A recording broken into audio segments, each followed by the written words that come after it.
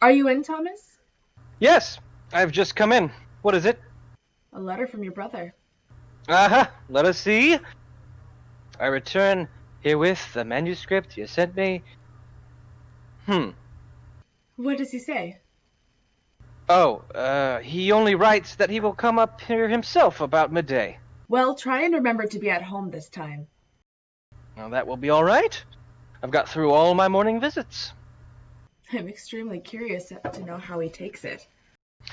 Well, you will see. He won't like it having been I and not he that made the discovery.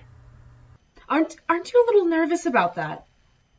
Oh, he really will be pleased enough, you know. But, at the same time, Peter is so confoundedly afraid of anyone's doing any service to the town except himself. Well, I will tell you what, Thomas. You should be good-natured and share the credit of this with him. Couldn't you make it out that it was he who sent you on the scent of discovery? Well, I am quite willing. If only I can get the thing set right, I don't care. Is it true? Father, is it you?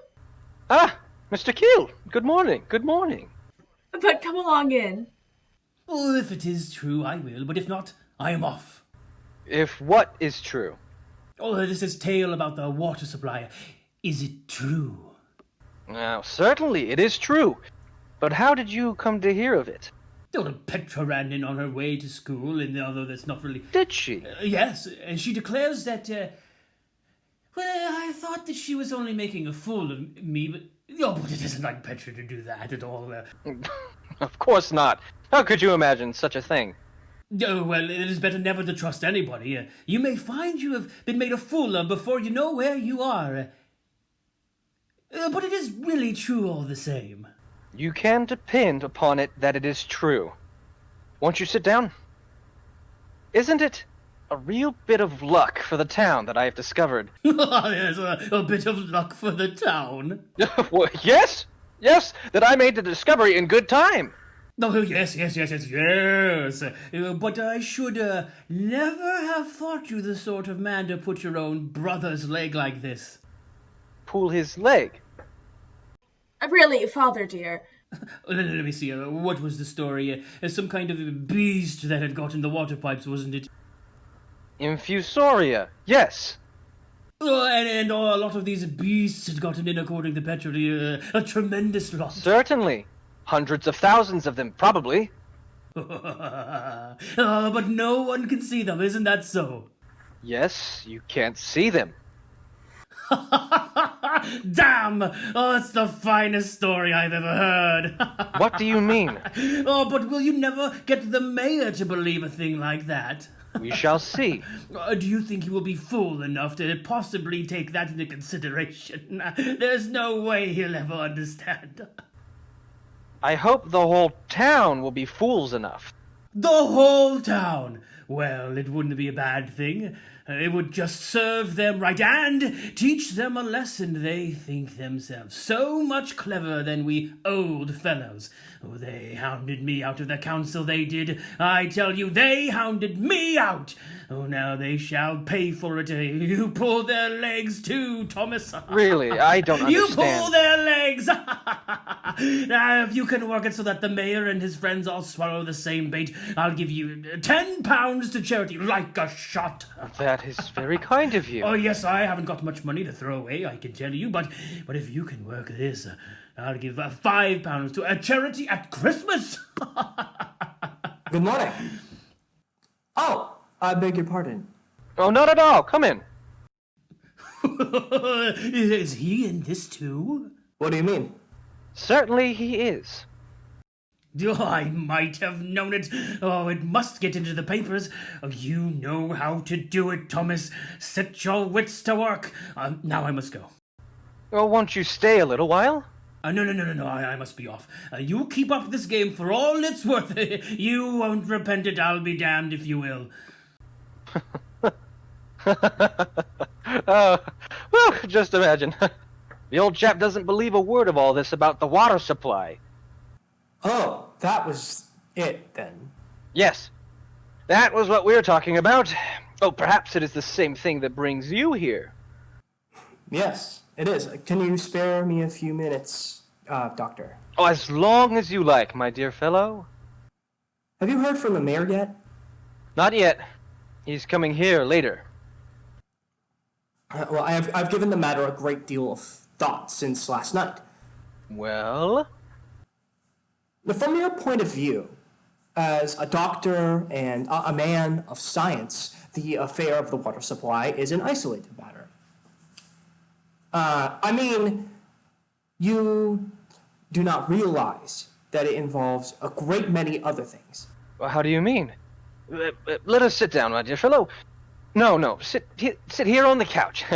Now then, you mean that the water... You said yesterday that the pollution of the water was due to impurities in the soil. Yes, unquestionably it is due to that poisonous morass up at Moladal. Well, begging your pardon, Doctor, I fancy it is due to quite another morass altogether. What morass? The morass of the whole life of our town is built on and is rotting in. What the deuce are you driving at, Hofstadt? The whole of the town's interests have, little by little, got into the hands of a pack of officials. Oh, come. They're not all officials. No, but those that are not officials are at any rate the officials' friends and adherents. It is the wealthy folk, the old families in town, that have got us entirely in their hands. Yes, but after all, they are men of ability and knowledge. Did they show any ability or knowledge when they laid the conduit pipes where they are now? No. Of course, that was a great piece of stupidity on their part, but that is going to be set right now. But do you think that will be all such plain sailing? Plain sailing or no, it has got to be done, anyway. Yes, provided the press takes up the question. I don't think that will be necessary, my dear fellow. I am certain my brother will instantly... Excuse me, Doctor. I feel bound to tell you that I am inclined to take the matter up. In the paper? Yes. When I took over the People's Messenger, my idea was to break up this ring of self-opinionated old fossils who have got hold of all of the influence. But you know you told me yourself what the result had been. You nearly ruined your paper. Yes, at that time, we were obliged to climb down a peg or two. It is quite true, because there was a danger of the whole project of the bats coming to nothing if they failed us. But now the scheme has been carried through, and we can dispense with these grand gentlemen. Dispense with them, yes, but we owe them a great debt of gratitude. That shall be recognized ungrudgingly.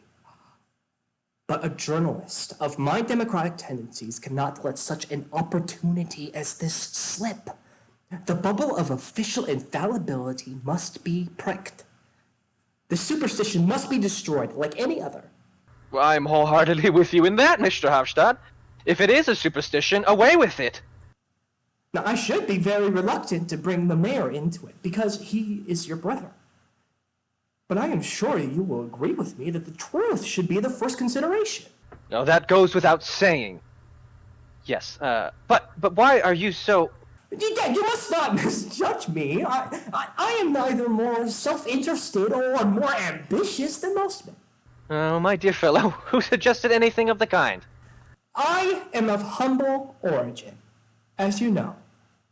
And that has given me opportunities of knowing what is the most crying need in the humbler ranks of life. It is that they should be allowed some part in the direction of public affairs, Doctor. That is what will develop their faculties and intelligence and self-respect. Well, I quite appreciate that, yes. Yes, and in my opinion, a journalist incurs a heavy responsibility if he neglects a favorable opportunity of emancipating the masses, the humble and oppressed. I know well enough that in exalted circles I shall be called an agitator and all that sort of thing. But they may call what they like. If only my conscience doesn't reproach me, then I quite know right, I go to quite right, sleep Mr. at night Hofstadt. with- But all the same, devil take it. Come in! Excuse my taking the liberty, Doctor. Ah, it is you, Mr. Schlockson. Yes, Doctor. Is it me you want, Eschlockson? No, I didn't know I should find you here. No, it was the doctor I came to see. I am quite at your service. What is it? Is what I heard from Mr. Billing true, sir? That you mean to improve our water supply? Yes, for the bats. Quite so, I understand. Well, I have come to say that I will back that up by every means in my power. You see? I shall be very grateful to you, but for what reason? Because it may be no bad thing to have a small tradesman at your back. We form, as it were, a compact majority in the town, if we choose. And it is always a good thing to have the majority with you, Doctor. Well, that is undeniably true, but I confess I don't see why such unusual precautions should be necessary in this case. It seems to me that such a plain, straightforward thing should go... Oh, it may be very desirable all the same. I know our local authorities so well. Officials are not generally very ready to act on proposals that come from other people. That is why I think it would not be at all amiss if we made a little demonstration. That's right. Demonstration, did you say? What on earth are you going to make a demonstration about? We shall proceed with the greatest moderation, Doctor. Moderation is always my aim. It is the greatest virtue in a citizen, at least I think so. It is well known to be a characteristic of yours, Mr. Schlockson. Yes, I think I may pride myself on that. And this matter of the water supply is of the greatest importance to a small tradesman. The baths promise to be a regular gold mine for the town. We shall all make our living out of them, especially those of us who are householders. That is why we will back up the project as strongly as possible. And as I am at present chairman of the Householders Association... Yes? And what is more, local secretary of the Temperance Society. You know, sir, I suppose that I am a worker in the temperance cause. Of course, of course. Well, you can understand that I come into contact with a great many people. And as I have the reputation of a temperate and law-abiding citizen, like yourself, Doctor, I have a certain influence in the town. A little power, if I may be allowed to say so. I know that quite well, Mr. Schlockson. So you see it would be an easy matter for me to set on foot some testimonial, if necessary. A testimonial? Yes, some kind of an address of thanks from the townsmen for your share in a matter of such importance to the community. I need scarcely say that it would have to be drawn up with the greatest regard to moderation, so as not to offend the authorities, who, after all, have the reins in their hands. If we pay strict attention to that, no one can take it amiss, I should think. Well, and even supposing they did... No, there must Then be we would no still be able- discourtesy to the authorities, Mr. Hofstad. It is no use falling foul of those upon whom our welfare so closely depends. I have done that in my time, and no good ever comes of it. But no one can take exception to a reasonable and frank expression of a citizen's views. I can't tell you, my dear Mr. Schlockson, how extremely pleased I am to find such hearty support among my fellow citizens.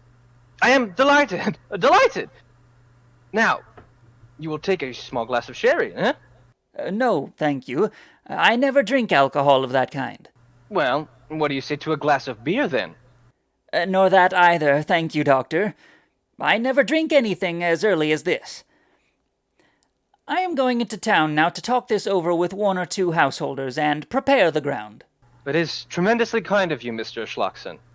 But I really cannot understand the necessity for all these precautions.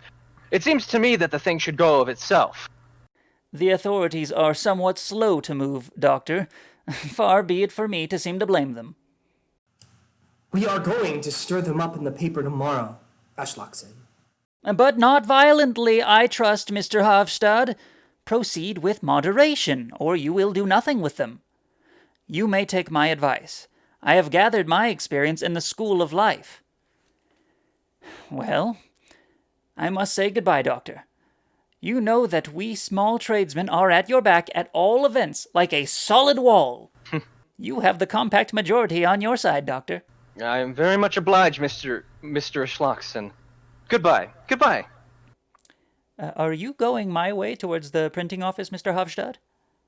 I will come later. I have something to settle up first. Very well. Well, what do you think of that, Doctor? Don't you think it is high time that we stirred a little life into all this slackness and vacillation and cowardice? Are you referring to a Schlockson? Yes, I am. He is one of those who are floundering in a bog. Decent enough fellow though he may be otherwise. And most of the people here are just the same case, seesawing and edging first to one side and then to the other, so overcome with caution and scruple that they never dare to take any decided step. Yes, but Schlockson seems so thoroughly well-intentioned. Well, there is one thing I esteem higher than that, and that is for a man to be self-reliant and sure of himself. I think you are perfectly right there. That is why I want to seize this opportunity and try if I cannot manage to put a little virility into these well-intentioned people for once. The idol of authority must be shattered in this town. This gross and inexcusable blunder about the water supply must be brought home to the mind of every municipal voter. Very well. If you are of the opinion that it is for the good of the community, so be it. But not until I've had a talk with my brother. Anyway, I will get a leading article ready. And if the mayor refuses to take the matter up, then I'm sure I can count... How can you suppose such a thing possible? It is conceivable. And in that case, it will be imperative that... In that case, I promise you. Look here. In that case, you may print my report. Every word of it. Mayor, have I your word for it? But here it is. Take it with you. It can do no harm for you to read it through, and you can give it me back later on. Good. Good. That is what I will do. And now, goodbye, Doctor. Goodbye. Goodbye. I mean, you will see. Everything will run quite smoothly, Mr. Hofstad. Quite smoothly. Well, we shall see. Catherine! Oh! You're back, Petra. Yes, I've just come from the school. Has he not been here yet? Peter? No, but I've had a long talk with Mr. Hofstad. He's quite excited about my discovery. I find it has a much wider bearing than I first imagined. And he has put his paper at my disposal if necessity should arise. Do you think it will? Oh, well, not for a moment. But at all events, it makes me feel very proud to know that I have all the liberal-minded independent press on my side. Yes, just imagine. I've had a visit from the chairman of the Householders Association. Oh. What did he want? Oh, to offer me his support, too. They support me in a body if it should be necessary. Catherine, do you know what I've got behind me? Behind you? No, what have you got behind you? The compact majority. Really? Is that a good thing for you, Thomas? Well, I should think it was a good thing. By Jove, it is a fine feeling to have this bond of brotherhood between oneself and one's fellow citizens. And to be able to do so much that is good and useful, Father. Oh, and for one's own native town into the bargain, my child. That was the ring at the bell. Oh, it must be he, then. Come in! Good morning. Glad to see you, Peter. Good morning, Peter. How are you? So, thank you. I received from you yesterday, after office hours, a report dealing with the condition of the water at the baths. Yes, have you read it? Yes, I have. And what do you have to say to it? Well, Come along, Petra.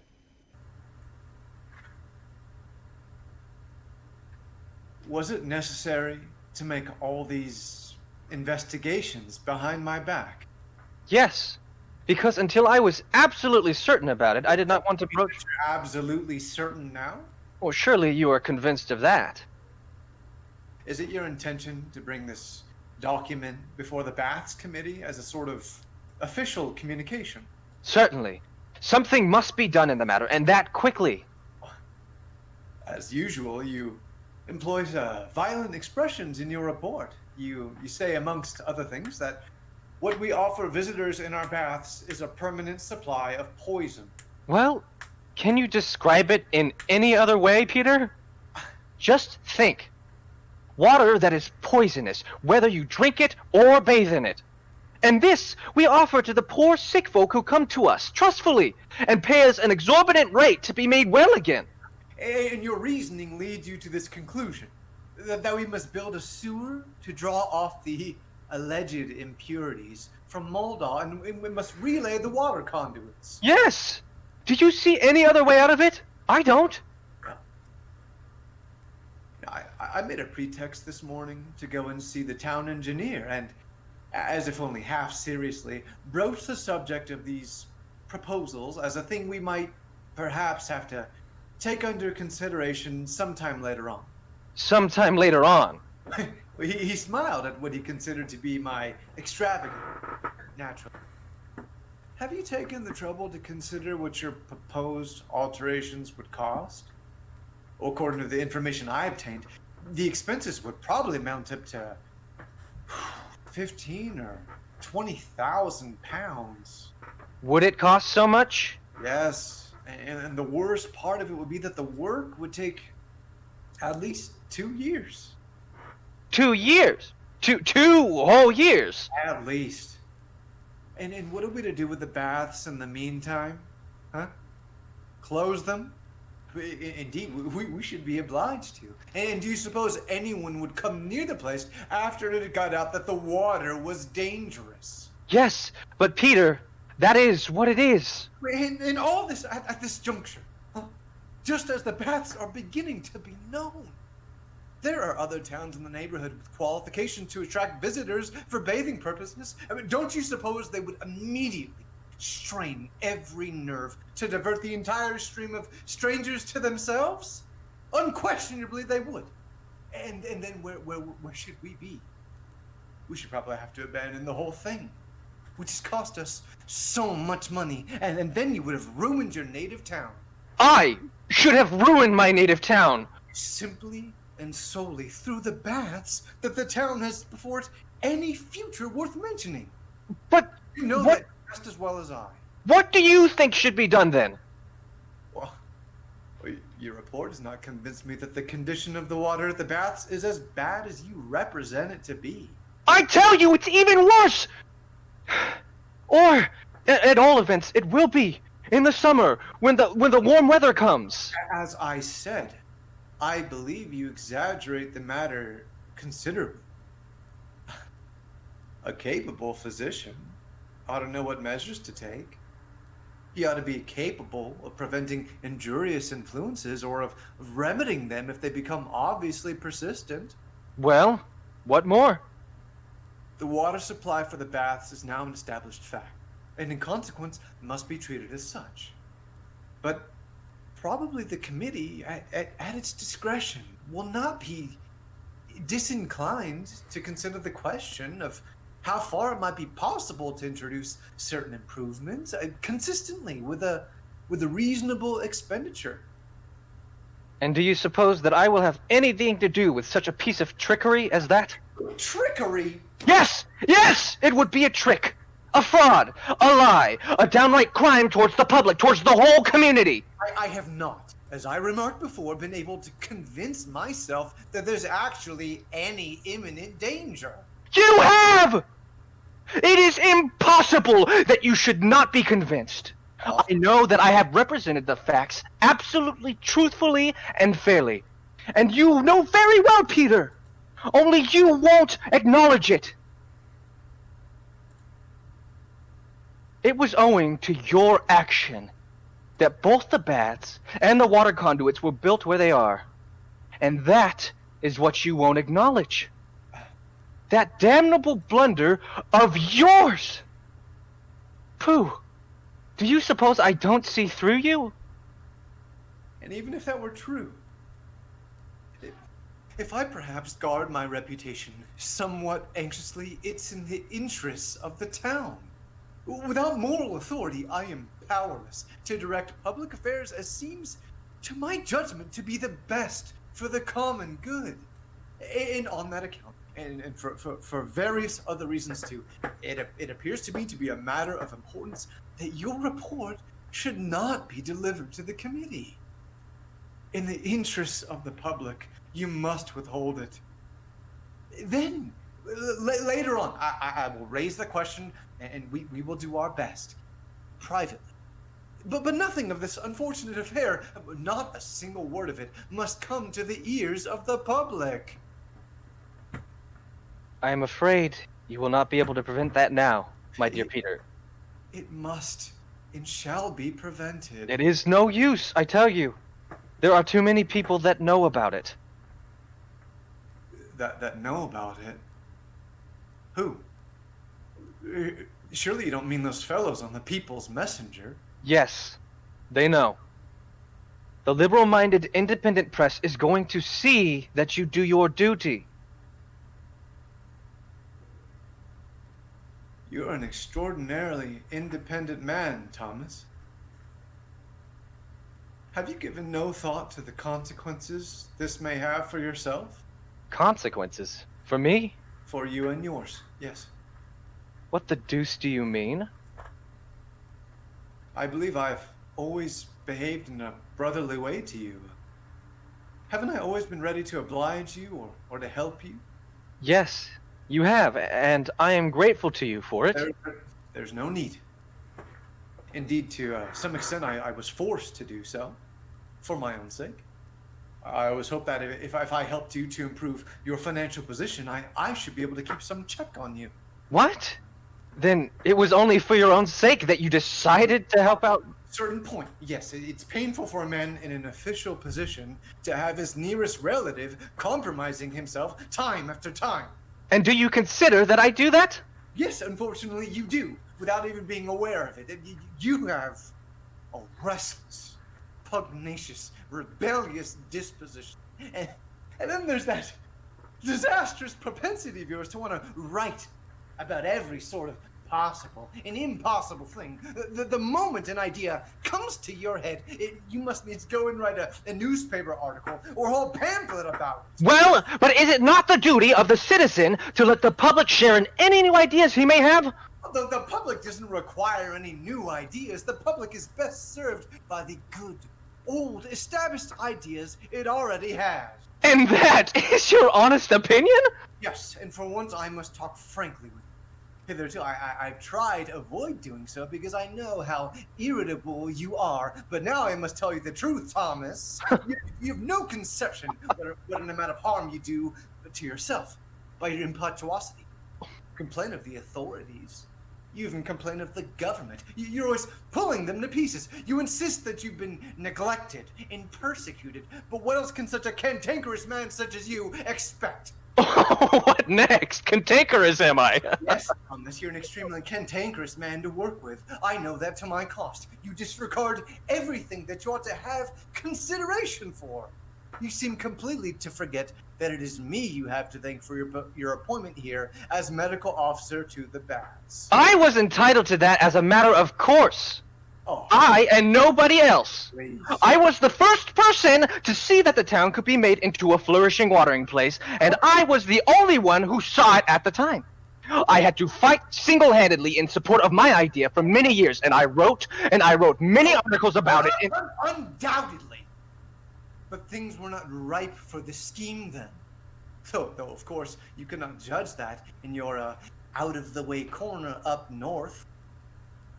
But as soon as the opportune moment came, I and the others took the matter into our hands. Oh, yes, and made this mess of all my beautiful plan. It is pretty obvious now what clever fellows you are. To my mind, the whole thing only seems to mean that you are seeking another outlet for your combativeness. You want to pick a quarrel with your superiors? An old habit of yours, huh? You cannot put up with any authority over you.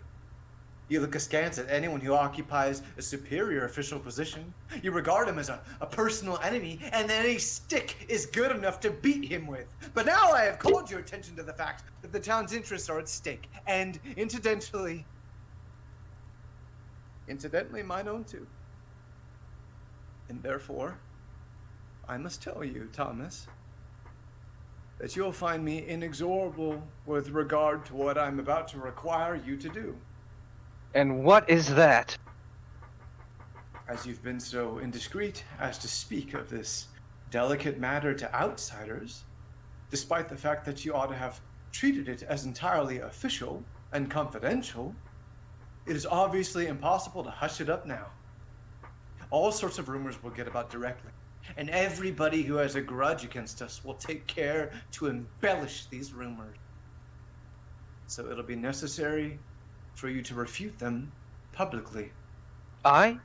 How? I don't understand. What we shall expect is, after making further investigations, you will come to the conclusion that the matter is not by any means as dangerous or as critical as you imagined in the first instance. Oh, so that is what you expect. And what is more, we shall expect you to make public profession of your confidence in the committee and in their readiness to consider fully and conscientiously what steps may be necessary to remedy any possible defects. But you will never be able to do that by patching and tinkering at it. Never!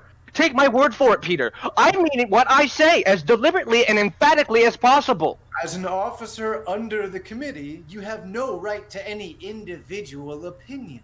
No right? In your official capacity, no. As a private person, it's quite another matter. But as a subordinate member of the staff of the Baths, you have no right to express any opinion which runs contrary to that of your superiors. This is too much. I, a doctor, a man of science, have no right to express The my matter opinion. at hand is not simply a scientific one. It's a complicated matter and has its economic as well as its technical side. I don't care what it is! I intend to be free to express my opinion on any subject under the sun. As you please, but not on any subject concerning the Baths. That we forbid. You forbid? You, a pack of cowards and mangy curs. I forbid it. I forbid it. I, as your chief. And if I forbid it, you have to obey. Peter, if you were not my brother, I would... Father, you shan't stand this. Petra! Oh, so you have been eavesdropping. You were talking so loud we couldn't help it. Yes, I was listening. Well, after all, I'm... You were saying something about forbidding and obeying? You obliged me to take that tone with you. And so, I am to give myself the lie, publicly. We consider it absolutely necessary that you should make some such public statement as I have asked for. And if I do not obey? Then we shall publish a statement ourselves to reassure the public. Very well. But in that case, I shall use my pen against you. I stick to what I have said. I will show you that I am right and you are wrong. And what will you do then? Then I shall not be able to prevent your being dismissed. What?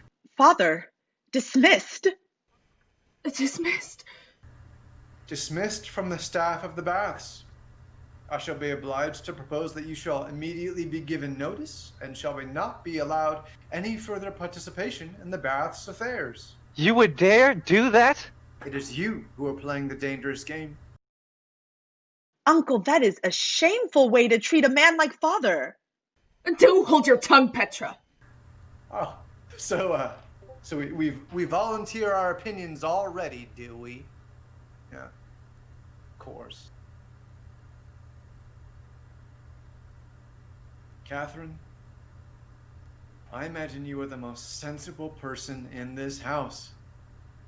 Use any influence you may have over your husband and make him see what this will entail for his family as well My as... family is my own concern and nobody else's. For his family, as I was saying, as well as for the town he lives in. It is I who have the real good of the town at heart. I want to lay bare the defects that sooner or later must come to the light of day. I will show whether I love my native town. You, huh? You, who in your blind obstinacy want to cut off the most important source of the town's welfare? The source is poisoned, man! Are you mad? We are making our living by retailing filth and corruption. The whole of our flourishing municipal life derives its sustenance on a lie. All imagination! Or something even worse. The man who can throw out such offensive insinuations about his native town must be an enemy to our community.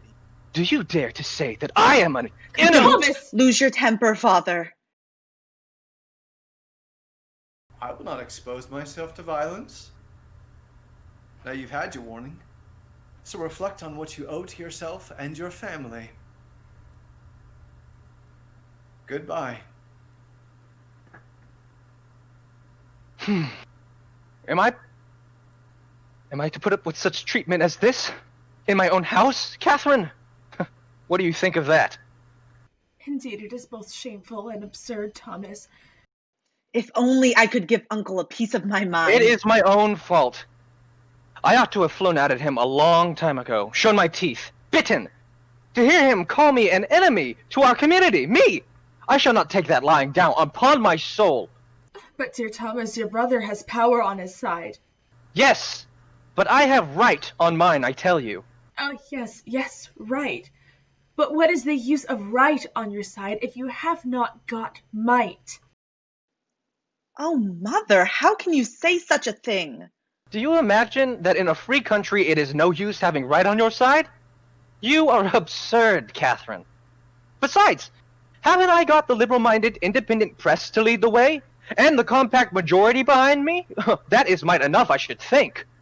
But, good heavens, Thomas, you don't mean to. Don't mean to what? To set yourself up in opposition to your brother. In God's name, what else do you suppose I should do but take my stand on right and truth? Yes, I was going to say just that.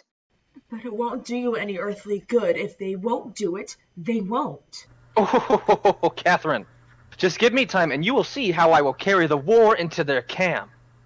Yes, you carry the war into their camp and you get your dismissal. This is what you will do. In any case, I shall have done my duty towards my public, towards my community. I, who am called the enemy. But towards your family, Thomas, towards your own home, do you think that this doing your duty towards those you have to provide for? Don't think always first of us, Mother. Oh, it is easy for you to talk. You are able to shift for yourself if need be, but remember the boys, Thomas. And think a little of yourself, too, and of me. I think you are out of your senses, Catherine. If I were to be such a miserable coward as to go on my knees to Peter and his damned crew, do you suppose I should ever know an hour's peace of mind in all my life afterwards? I don't know anything about that. But God preserve us from the peace of mind we shall have. All the same, if you go on defying him, you will find yourself again without the means of subsistence, with no income to count upon. I should think we have had enough of that in the old days. Remember that, Thomas. Think what that means. And this is what this slavery can bring upon a free, honorable man. Isn't it horrible, Catherine? Yes, it is sinful to treat you so. It is perfectly true. But good heavens, one has to put up with so much injustice in this world. There are the boys, Thomas. Look at them.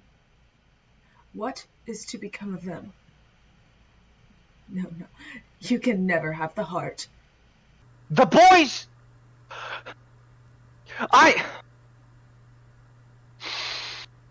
No. Even if the whole world goes to pieces, I will never bow my neck to this yoke. Thomas, what are you going to do? I mean to have the right to look my sons in the face when they are grown men. God help us.